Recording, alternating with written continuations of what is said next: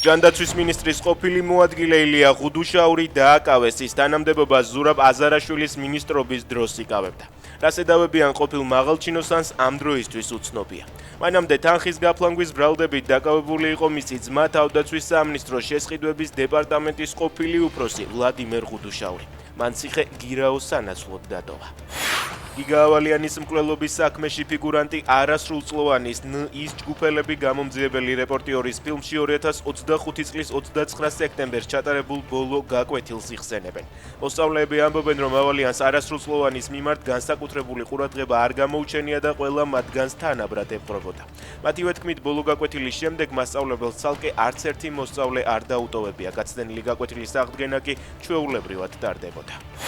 ზელენსკიმ საქართველოში უკრაინის ახალი ელჩი მიხაილო ბროდოვიჩი დანიშნა. შესაბამის განკარგულებას უკრაინის პრეზიდენტმა ხელი გუშინ მოაწერა. ზელენსკიმ საქართველოდან დიპლომატი იგორ დოლგოვი 2022 წლის 1 მარტს გაიწვია და თქვა, რომ ამის მიზეზი უკრაინაში მოხალისეების არ გაშვება და სანქციებთან დაკავშირებით საქართველოს ამორალური პოზიცია იყო.